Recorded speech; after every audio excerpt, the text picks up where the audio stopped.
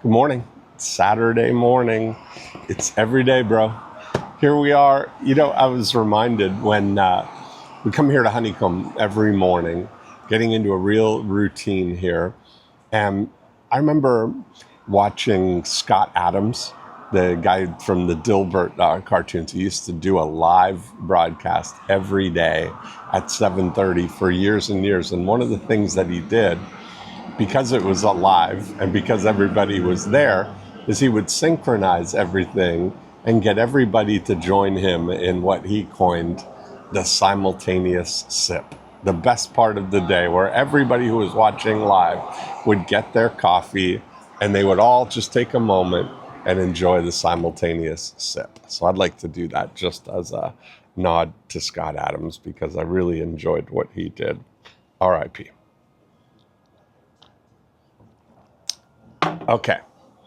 As I'm going through all of these journals, a couple of insights that I'm having. Number one is that these are the good old days. Right now, what we're living right now today is the good old days. I'm starting to see the patterns of how I'm using the journal as a way to navigate through the daily, like the now, the present of things. And so I mentioned how using the journal for conversations with myself to work things out, that's a big piece of a lot of these as I'm having conversations with myself to work out and solve what do I really want. That's always a big constant question that we're looking through. And I noticed that one of the things that I would do is I would do these one page, just kind of vignettes of what a day in the life kind of thing, kind of anchoring moments, creating what I wanted in my life. And there's a page in this journal somewhere between August and November 1996, where I was the question that I said, if I could create the perfect lifestyle, what would that look like? So this is like a snapshot of what I was looking for in 1996. So I was just jot points. I want a cool place to live with great furniture and in a great environment. I want a nice car to drive. I was trying to think, like, just without knowing it, I was thinking about, like, what does this look like perpetually, not specifically. And I do get into, at this point, the nice car that I wanted to drive was a Porsche 911. And spoiler alert, coming up, we're going to see what actually happens there. But that was a thing, is just in general, I'm going to want a nice car to drive. I don't know. I'm not a car head per se, but I really, I liked having a nice car to drive. 3-day weekends, that's something that I was looking for that I thought would not go out of style. Evenings off. And that's coming from being in real estate, up until this point. Because remember, now I'm making this transition where real estate was more like the Tetris game, where you're on, and evenings and weekends and stuff is when most of it happens, but you have to be responsive. So being able to carve that out and know that I'd prefer to have evenings off, 5 to 6 trips a year. And I was saying to Toronto at that point, because I was moving to Florida, still had great roots and business going on. I wanted to take 5 or 6 trips a year to Toronto. I loved traveling to the main events and staying for the weekends when we're in cool places. That's how, Eben and I would fuel our nerdery and bromance by extending trips at the main events. We had so much time to,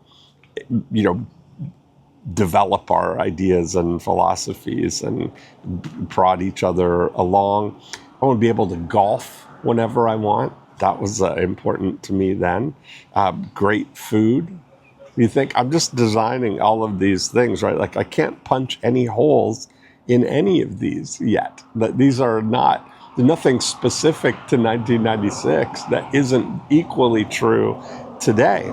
Money to do whatever I want socially, meaning whatever I want to do, like it's not a situation where, oh, I can't do that or whatever. And I'm not talking about like crazy things. I'm just talking about in a normal array of things. I just want to do whatever I want to do. If I want to go have a spa day, great. If I want to go for a long weekend somewhere, great.